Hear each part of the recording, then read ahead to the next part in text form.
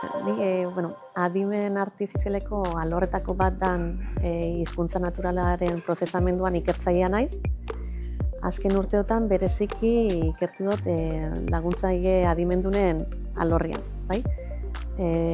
Besteak beste, adibide bat ematearren, aztertu du nola eraiki chatbot elebidunak hizkuntza eredu neuronalak entrenatzeko datu oso gutxi dakun egoeretan.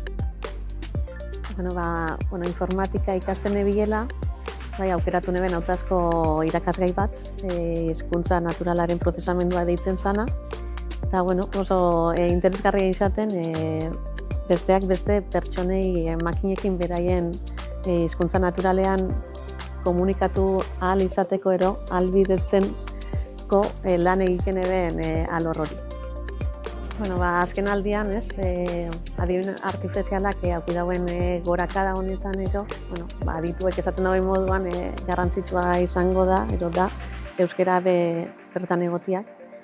Eta, hemen ikendun lanak ere, hortan, aletxo bat jarriko dauela, euskerari adimen artifizialean daukion lekua izaten lagunduko dauela pentsatziak gaur egun gogo betetzen nauen alderdia da nire lanean.